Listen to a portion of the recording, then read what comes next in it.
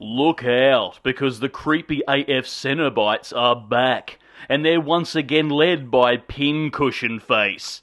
They decide to wreak havoc on a group of diversity all sorts because one of them unlocked a vintage gothic Rubik's Cube.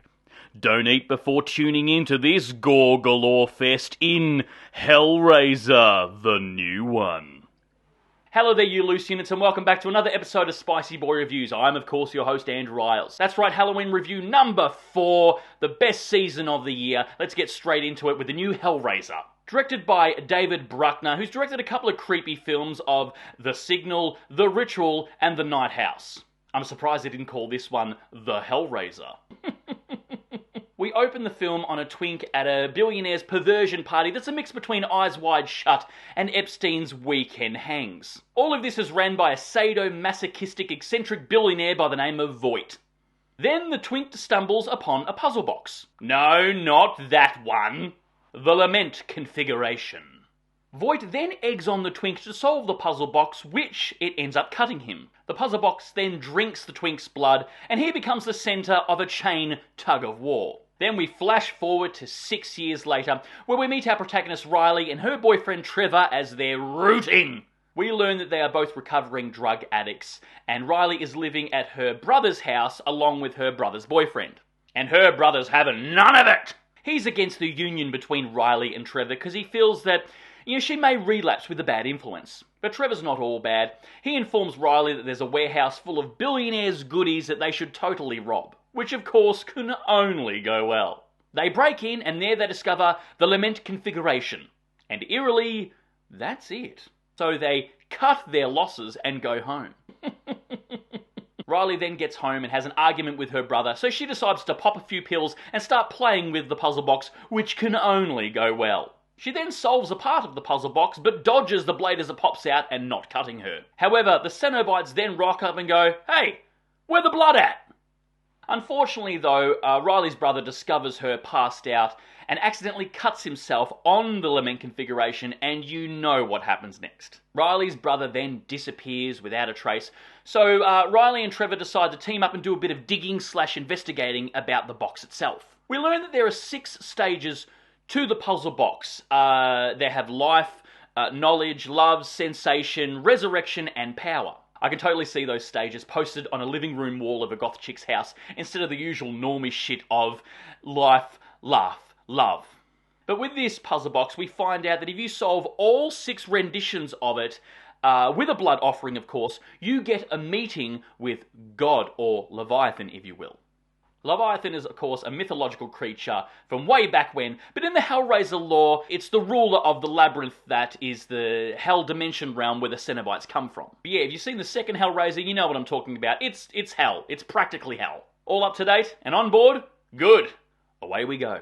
Ultimately, there's a team of diversity all sorts who end up at Voight's mansion from the start of the film, and they start getting picked off one by one by the Cenobites with some help from Voight himself. And it's a fight to the end of who's going to get a meeting with the Leviathan. Is it going to be Voight, or is it going to be Riley? Riley, of course, wants the power of resurrection once solving the 6 configurations, so she can bring her brother back from the Cenobite realm. And Voight wants a refund from the gift that Cenobites gave him 6 years ago. There's even a twisty twist, and upon reflection it reveals the motivation of certain characters. It takes the film about an hour, or the halfway point if you will, for Pinhead, or the Hell Priest if you want to call her that, to get any screen time. And although I absolutely love Doug Bradley, who is iconically Pinhead, the same way that Robert Englund is Freddy Krueger, I've got to say that the new Pinhead actress Jamie Clayton is awesome.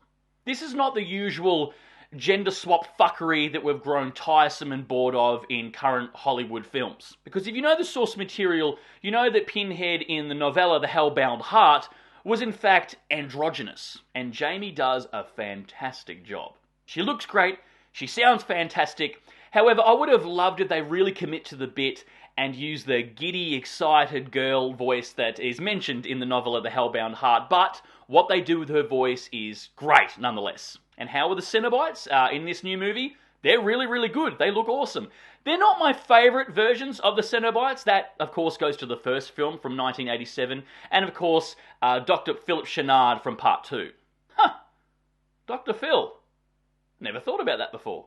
But they were cool, they were updated, and they looked creepy as fuck. It was good also to see the Chatterer back, which of course is a fan favourite. The Cenobites' costumes are nicely updated as well, not being the BDSM, PVC sex clubbing outfits from the previous films. No, they sort of had this mutilated skin as their costume. And the movie really expanded the lore really well too. The Lament configuration is really updated and looks nice, and it's nice that they updated it where it changes shape with every configuration.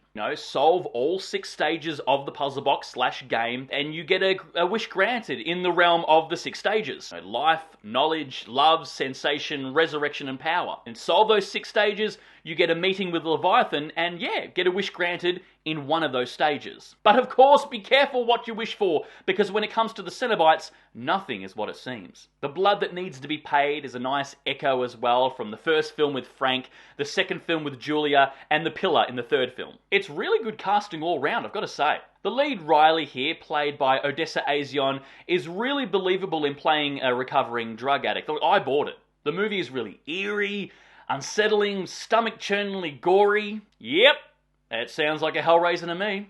The film does take its time doing a lot of building as well. It's a bit of a slow burn for the first half, but I was never bored. I will say though that 2 hours is a bit long for a Hellraiser film. 90 minutes would have been perfect, but I still enjoyed it. The Hellraiser movies, especially the Cenobites, have always been terrifying to me. It's probably why it's been my favourite 80s horror franchise. Yes, I said 80s horror franchise.